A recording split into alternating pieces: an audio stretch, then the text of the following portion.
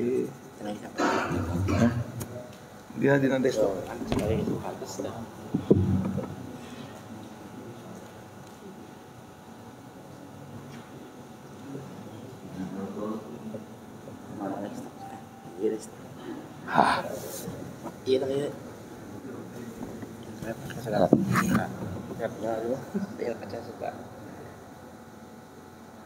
Iya.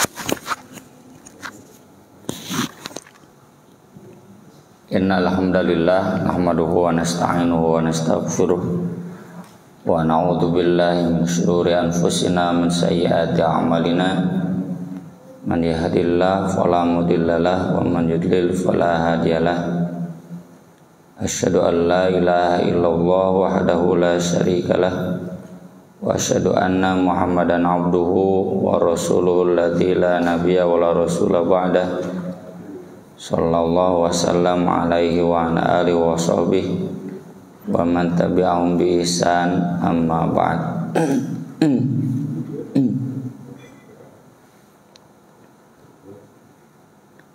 Kita akan melihat dua dimensi takut kepada Allah. Yang pertama yang diistilahkan dengan khosyah, yang kedua yang diistilahkan dengan khauf. Khosyah itu ketakutan yang didasari dengan ilmu yang nyaris sempurna. Kalau khauf itu ketakutan biasa saja, tapi memang takut, cuma kurang ilmu. Baik khosyah, baik khauf, dua-duanya membawa manfaat, cuma tentu yang paling sempurna adalah ketakutan yang dasarnya ilmu, yaitu khosyah. Sedangkan ketakutan yang dasarnya khauf manfaat, tapi sebagaimana nanti kita akan baca hadisnya, masuk neraka dulu, udah masuk neraka baru ke surga. Jadi manfaatnya itu tidak kekal selama-lamanya di akhirat, ya di akhirat di neraka. Sedangkan khosyah ini hadis yang ditulis oleh Imam Bukhari, hadis tentang 7 orang yang atau 7 golongan yang akan dinaungi oleh Allah pada hari tidak ada naungan selain naungan Dia. Ini artinya mereka mendapatkan syafaat, karena syafaat sebagaimana pernah saya tulis di At-Taubah Institute itu kurang lebih ada 8 ya. Yang pertamanya pada hari kebangkitan yang disebutkan dengan mauqif, di satu tempat yang kita semua nanti berkumpul. Qul innal awwalin wal akhirin lamajmu'una ila miqati yaumin ma'lum. Semua generasi awal sampai akhir dikumpulkan pada satu tempat yang sama yang disebut juga dengan padang mahsyar. Saat itu matahari sangat dekat, jaraknya kurang lebih 2 mil dan semua orang kepanasan. Semua orang berkeringat. Nah, kecuali yang dilindungi oleh Allah ini. Dan perlindungan itu setelah manusia semua tergerak mencari syafaat. Syafaat itu perantara yang bisa memohonkan kepada Allah. Ya. Kalau seorang di penjara, dia siapa penjaminnya? Nah, ini syafaatnya pemberi jaminan. Ya. Yang bisa memohonkan, menjamin bahwa dia tidak akan lari dan bisa mengurangi hukuman, ya. Tuh syafaat tuh begitu, mulai dari Nabi Adam sampai Nabi Isa semuanya angkat tangan, sampai kemudian ke Nabi Muhammad Shallallahu Alaihi Wasallam. Beliau pun memohonkan syafaat yang pertama kali ini di sini. Dan ini 7 orang ini di hadis bab man jalasa fil masjid di Sahih Bukhari dijelaskan dari berbagai riwayatnya semuanya ada 14. Jadi Nabi menyebut 7, tapi di satu kesempatan menyebut 7 itu yang ini, di kesempatan ini yang ini. Inventarisir oleh Ibnu Hajar semuanya ada 14. Dan yang disorot di sini adalah al-buka min khosyatillah, menangis karena takut kepada Allah. Jadi ukuran khosyah itu apakah seseorang bisa menangis, dan menangis ini tentu karena khosyah, karena ilmu, bukan yang tasonno'. Tasonno' itu yang dibuat-buat. Kalau yang dibuat-buat meriah, ada hadisnya doim, ibuku etabaku, ya. Jadi fa in lam tabuku fatabaku, tapi hadisnya doif, yang sering disampaikan oleh dai-dai yang madhab dikir menangis, ya. Menangislah, dan jika kamu tidak bisa menangis, maka menangislah dibuat-buat.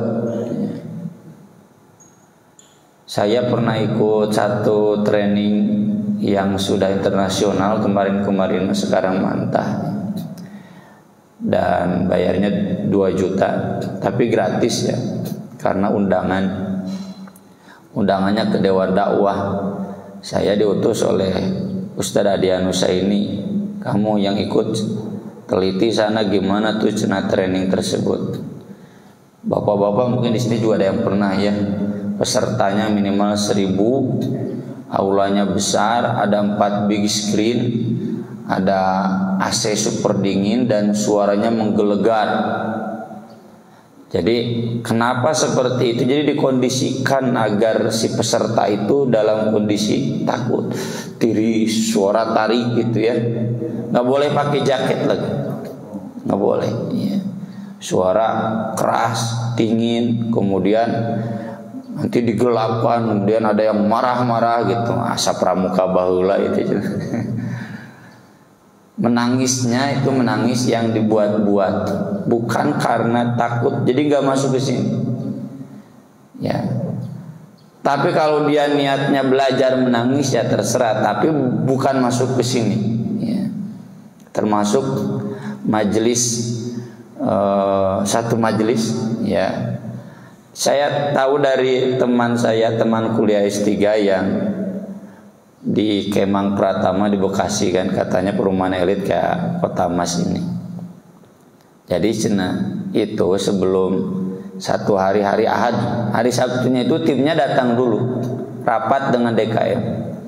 Nanti timnya itu menerjunkan 12 santri yang ditempatkan di berbagai titik. Ini yang nanti memulai menangis, ya. Lalu kemudian, nah dari DKM juga harus ada di berbagai titik, harus memulai menangis agar nanti terbawa histeris menangis. Telah disebutkan banyak majelis nana. Saya bilang, oh begitu Bu, iya. Jadi pantas ya jamaah terbawa suasana menangis karena memang terbawa situasi yang histeris. Ya. Kabawakeun kayak kita menghadiri takjiah ya. Saya pernah menghadiri takjiah ya, ketua DKM yang putrinya sebentar lagi menikah tapi keburu meninggal. Datang langsung pulang. Kata istri saya, kenapa Pak jenazah sebentar? Saya kabawakeun ceurik. Takut, memang tersentuh gitu ya. Ya bagaimana nggak sedih kan? Ya. Dan menangisnya wah semuanya histeris. Sieun ka bawah kena, udah aja pulang.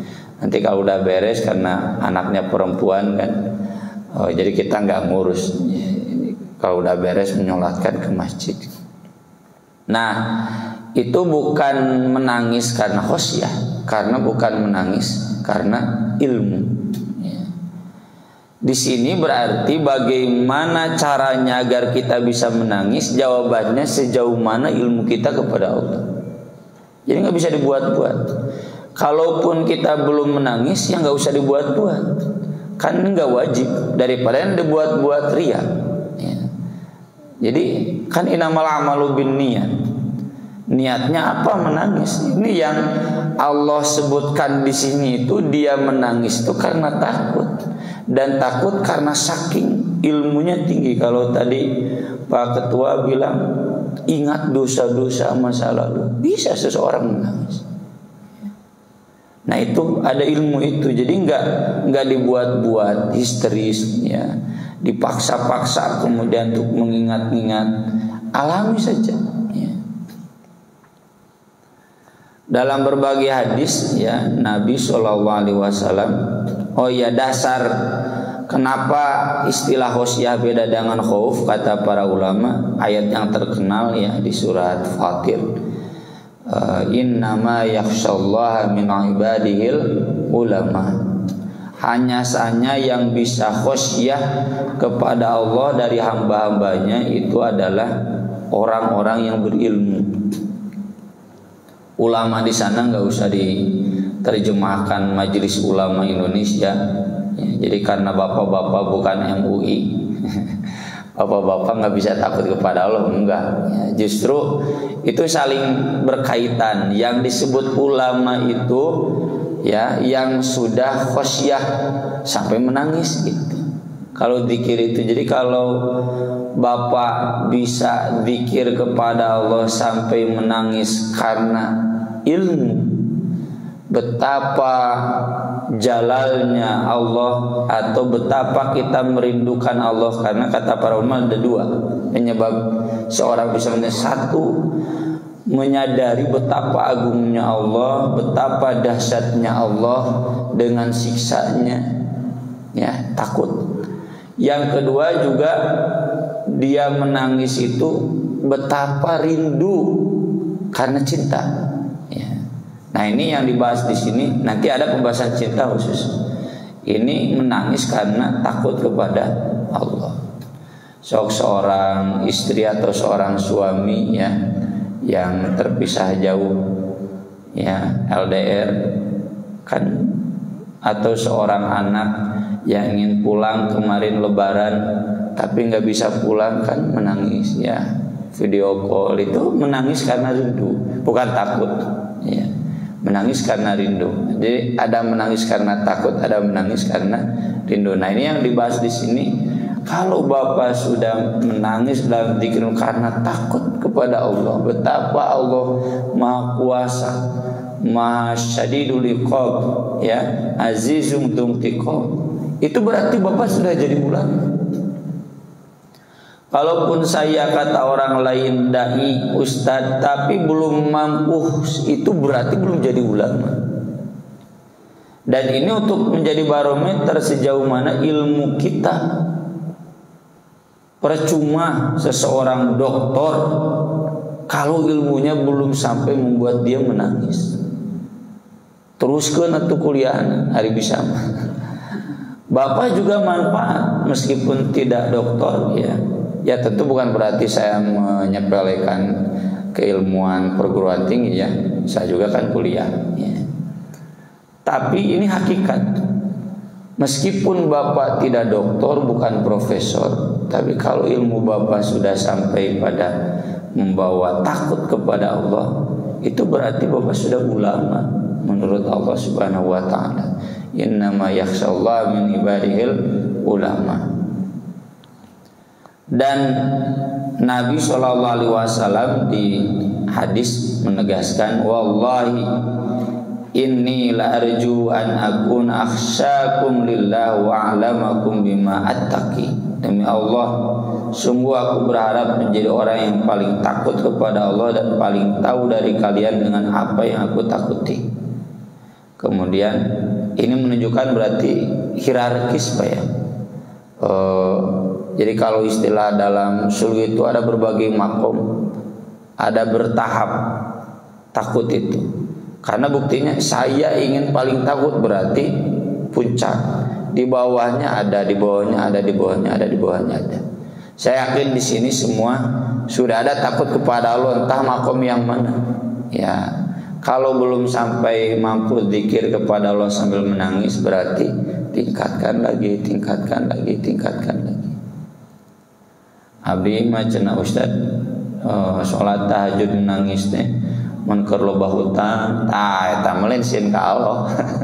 Sieun ka debit ka ieu debt kolektor. Mun ieu cenah keur pase jeung pamajikan cenanya. Itu mah menangisnya bukan karena takut kepada Allah, takut cerai ya, takut dimarahi istri. Jadi ini ada berbagai tingkatan, maksudnya bersabarlah kita dalam menaiki tangga-tangga khosyah ini, setahap demi setahap terus.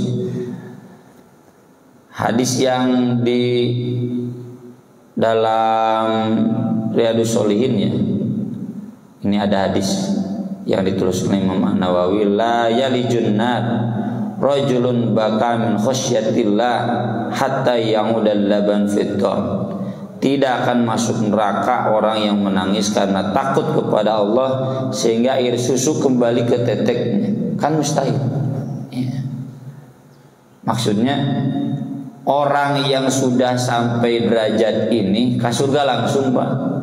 Kan syafaat itu banyak nih, yang 7 itu diantaranya berpeluang besar dapat syafaat yang pertama masuk surga langsung tanpa dihisab.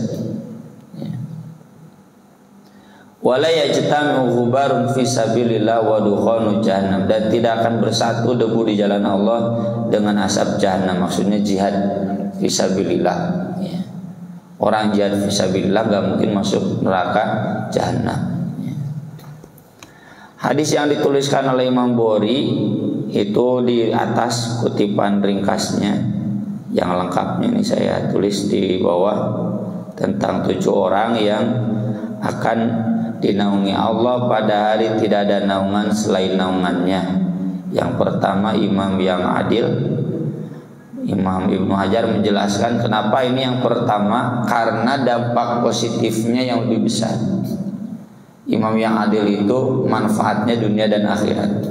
Kalau tadi kan maaf ya, bukan merendahkan, orang yang berzikir kepada Allah sampai menangis kan manfaatnya buat dirinya saja. Tapi kalau imam adil manfaatnya buat seluruh rakyat dunia dan akhirat.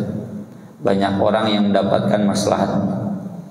Yang kedua, syabun nasya fi ibadati rabbih, anak muda yang tumbuh dalam ibadah kepada Rabbnya ya. Umumnya anak muda kan senang Korea ya, senang sepak bola ya.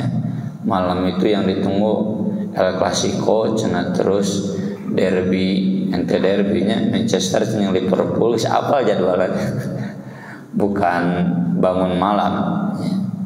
Wa rajulun qalbuhu mu'allaqun fil masajid, orang yang hatinya tergantung di masjid. Nah ini yang diambil tarjamah oleh Imam Bukhari, bab man jalasa fil masjid yantadirus shalah. Jadi apa maksud seseorang yang hatinya tergantung di masjid? Orang yang sudah duduk di masjid untuk menunggu sholat. Jadi saking hatinya tergantung di masjid, adzan belum berkumandang dia sudah selalu datang. Tentu saja sholat tahiyatul masjid, dan sesudah itu dia duduk menunggu sholat. Termasuk dari maghrib ke isya dia duduk menunggu sholat. Cuma memang gak wajib. Kalau duhur berarti kurang lebih setengah jam, 1 jam juga boleh, 2 jam juga boleh ya. Dia menunggu sholat, asal tentu tidak memadorotkan ya, hari anak pemajikan kasana tadi paraban neraka.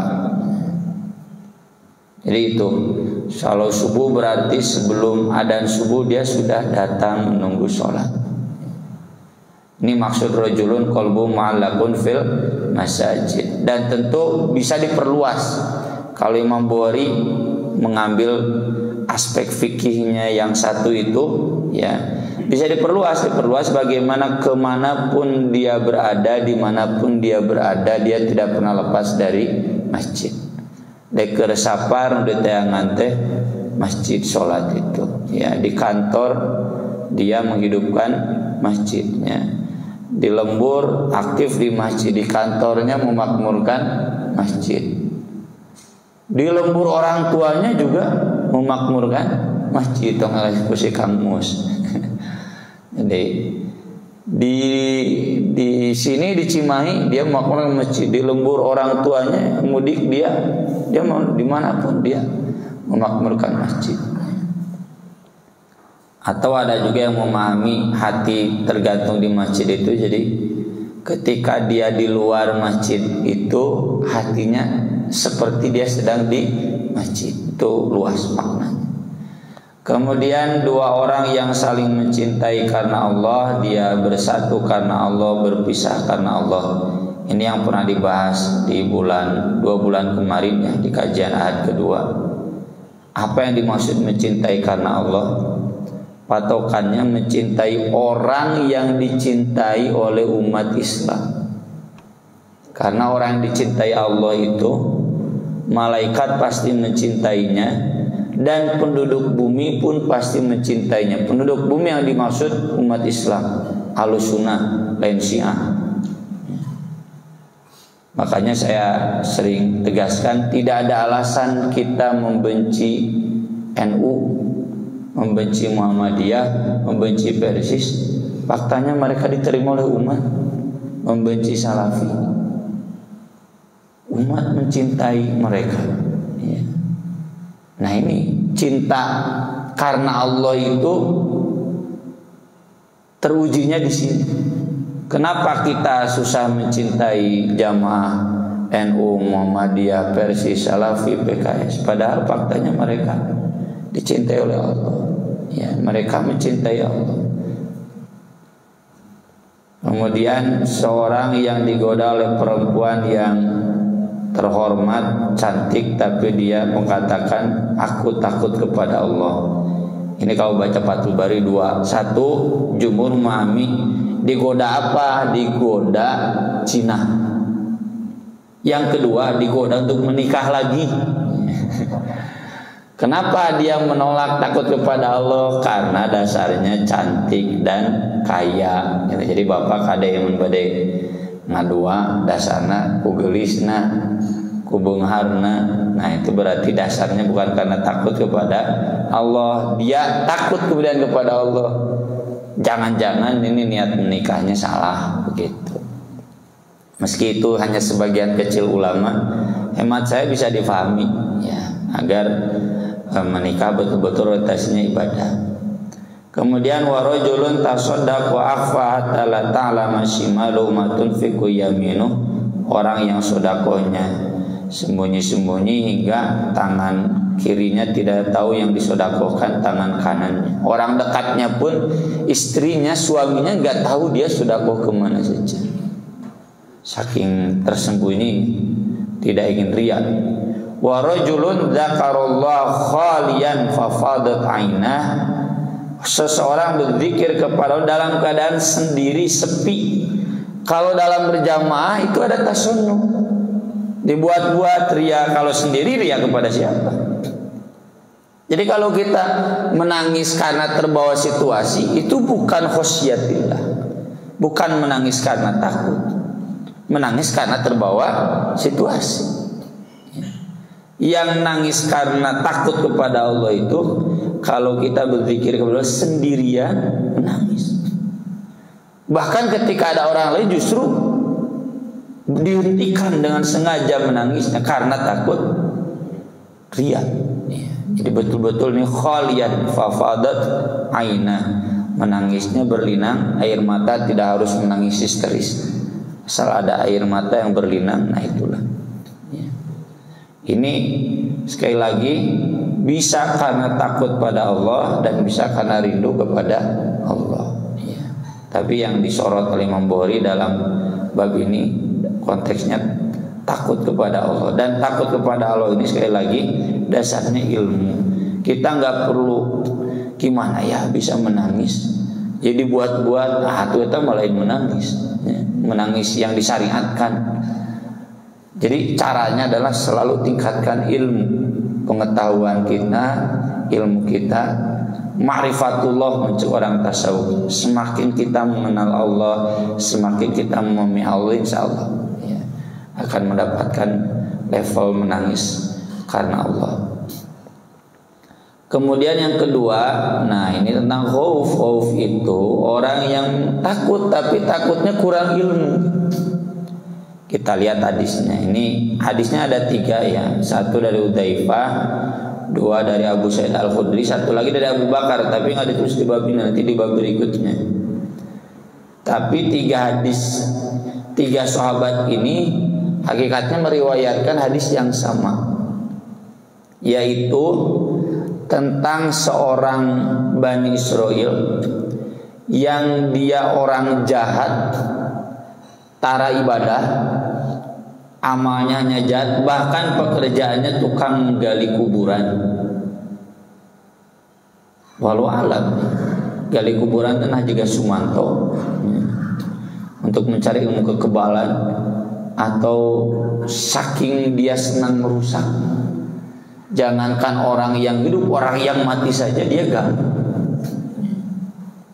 Tapi sebelum meninggalnya dia menyuruh ke anak-anaknya, kalau bapak mati bakar bapak. Nanti kalau ada angin sedang, angin besar, taburkan abu bapak. Kenapa dia menyuruh begitu? Ngarah ke kapangiku malaikat, agar malaikat tidak menemukan dia. Jadi malaikat nggak bisa mendeteksi dia. Itu kan bodoh kan? Tapi takut ada. Ya takut kepada Allah kan belum. Kita baca hadisnya. Kana rajulun mimman kana qablakum, ada seseorang dari umat sebelum kamu, Bani Israel, yusi'u dhanna bi amalihi, yang berburuk sangka dengan amalnya. Memang jelek amalnya ya, penjahat lah ya, preman. Faqala li ahlihi, dia berkata kepada keluarganya, idza ana muttu fakhuduni fadarruni fil bahri fi yaumin asif. Jika aku meninggal, ambil jasadku. Nah, dalam riwayat lain maksudnya dibakar dulu, lalu abunya buanglah ke laut pada hari yang sangat panas. Fafa'alu bih, keluarganya pun melakukannya. Fajama'ullah, tapi Allah kemudian mengumpulkannya. Nah ini abu yang sudah bertebaran di laut, di riwayat lain disebutkan di gunung, di danau, pokoknya berbagai tempat. Bawa cina itu ke Singapura, ke Ambon, ngarah ke kapangi ku malaikat. Memang malaikatnya polisi. Esenengan penjahat, eleku anjing kadang. Fajama'ullah tsumma qala, lalu Allah bertanya, ma hamalaka 'alal ladzi sana'ta, apa yang mendorong berbuat demikian? Qala ma hamalani illa makhafatu, tidak ada yang mendorongku melainkan takut kepadamu. Jadi masih aya sieun, sieun disiksa ya. Kemudian kalau di hadis Abu Sa'id ini agak panjang. Ani Nabi sallallahu alaihi wasallam dzakara rajulan fi man kana salaf au qablakum atahu Allahu malan wa waladan. Ada seorang lelaki dari umat sebelum kalian diberi harta dan anak oleh Allah, orang kaya. Yakni a'tahu qala falamma hudira, ketika ia merasa ajalnya segera datang, ya ihtidar itu kan belum sakarat. Ihtidar itu mungkin matinya bentar lagi, mungkin juga nggak jadi meninggalnya. Seperti sahabat Sa'ad bin Abi Waqqas ya, dia merasa ajalnya sudah dekat ketika haji wada. Saya punya banyak harta, Anak perempuan cuma satu, udahlah cenah anak perempuan dan nanti juga dikasih sama suaminya. Saya mau sedekahkan 2/3 harta, kata Nabi, jangan, maksimal 1/3 sedekah sebelum meninggal itu. Kan nggak jadi meninggalnya, ya sampai zaman Ali beliau masih hidup, itu ihtidar. Jadi dia ketika merasa akan meninggal, qala libani, dia berkata kepada anak-anaknya, ayya abin kuntu lakum, ayah seperti apa aku ini menurut kalian? Anak-anaknya menjawab, khairu ab, ayah terbaik, dah yang kebagian waris dia. Ia berkata, fa innahu lam yabta'ir indallahi khairan, sungguh ia tidak menyisakan kebaikan di sisi Allah, atau tidak tersisa di sisi Allah kebaikan. Maksudnya lam yaddakhir wa in yaqdam 'ala Allah yu'adzibhu, dan jika datang kepada Allah pasti dia menyiksanya. Jadi dia sudah yakin bahwa dia ayah yang terjelek, penjahat, maut, pasti disiksa ku Allah. Faduru, maka perhatikanlah, kata ayahnya, fa idza mutu, kalau aku mati, fa'ahrikuni, bakarlah jasadku, hatta idza sirtu fahman fashakuni, sehingga ketika aku sudah jadi arang, tumbuklah aku sampai halus, ya. Tumbuk. Tsumma idza kana rihun asif, kemudian ketika ada angin kencang, fa'adzruni fiha, taburkanlah aku pada saat itu. Ya, dari riwayat lain sampai disebutkan di laut, di danau, di gunung, ya, di padang pasir, pokoknya mah awur kencang, arah teu kapanggih ku malaikat. Fa'akhadha mawathiqahum, dia pun mengambil perjanjian dari anak-anaknya untuk melakukannya, ala dzalik wa rabbi fafa'alu, mereka pun melakukannya. Faqala Allah, lalu Allah berfirman, kun, jadilah. Fa idza rajulun qa'im, maka ia pun menjadi seorang lelaki yang berdiri utuh. Ini saking kubodohna memang Allah enggak mampu, ya, mewujudkan yang kedua kalinya, kan lebih mudah, wa huwa ahwanu alaihi. Summa qala abdi ma hamalaka ala ma fa'al, wahai hambaku, apa yang mendorongmu berbuat demikian? Qala ma khafatuk aw farqun mink, takut kepadamu. Fama talafau an rahimahullah, maka tidak ada yang menyusulnya melainkan Allah merahmatinya. Tapi kalau kita telusuri riwayat lain, saya tulis di footnote-nya, ini adalah orang yang paling akhir masuk surga, berarti paling lama disiksa di neraka yang tidak kekal. So, Pak,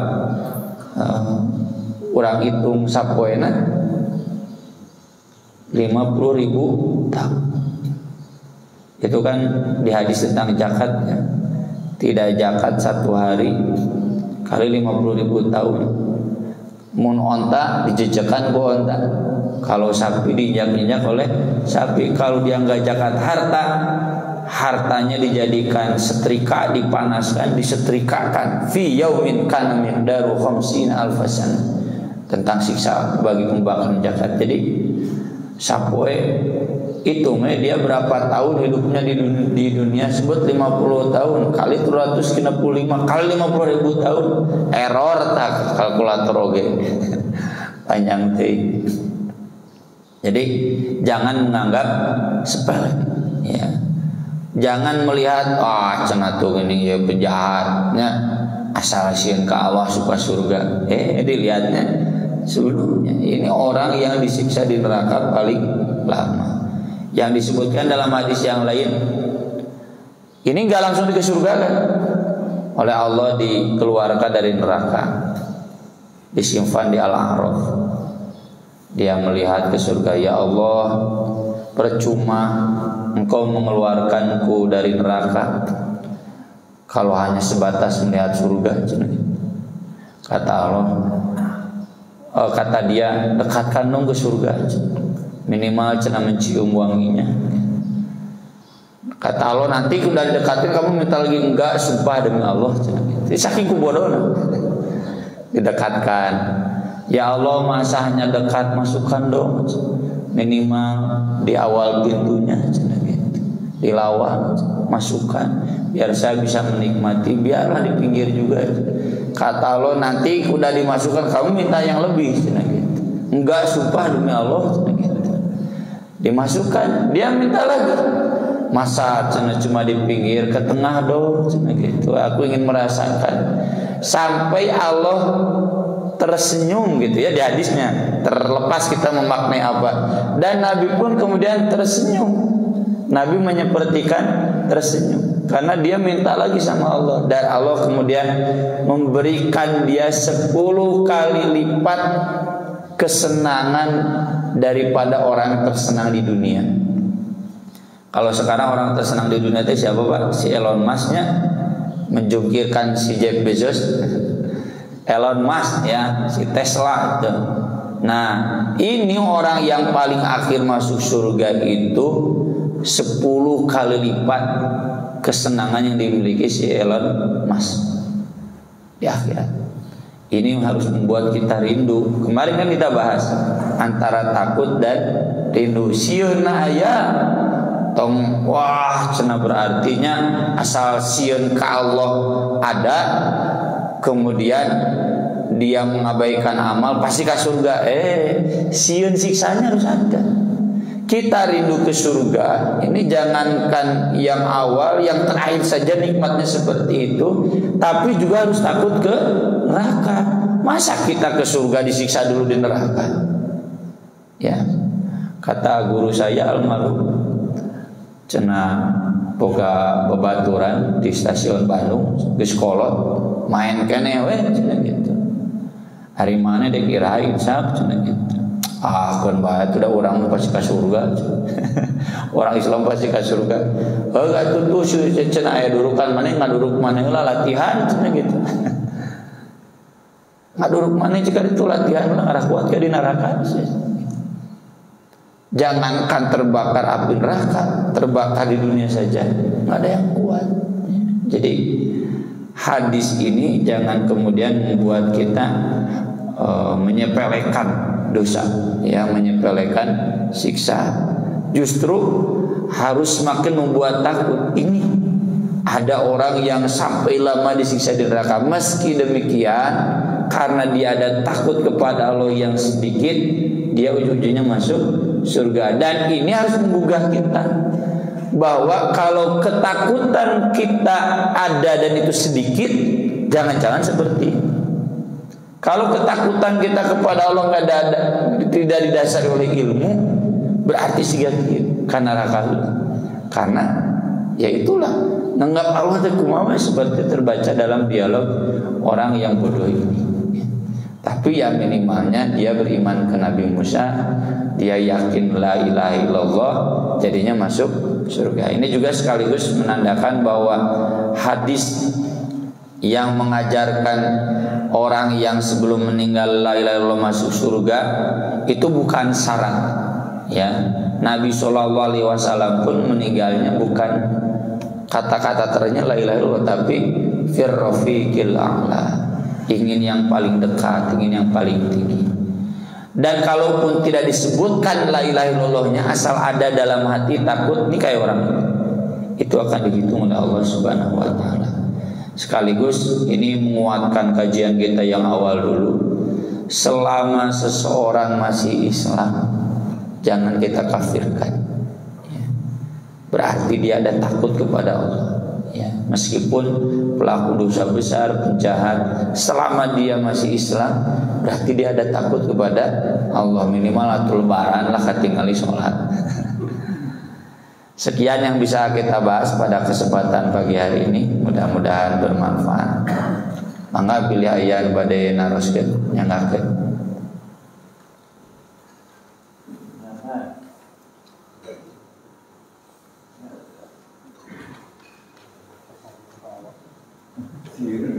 Sieun. Ya, tercekaplah sieun. Tersiap konsumsi di luar. Atur nuhun kana peratosana, mudah-mudahan manfaat kanggo sadayana. Aqulu qauli hadza wa astaghfirullah li wa lakum. Subhanakallahumma bihamdika asyhadu an la ilaha illa anta astaghfiruka wa atubu ilaik. Wassalatu wassalamu ala Rasulillah. Wassalamualaikum warahmatullahi wabarakatuh.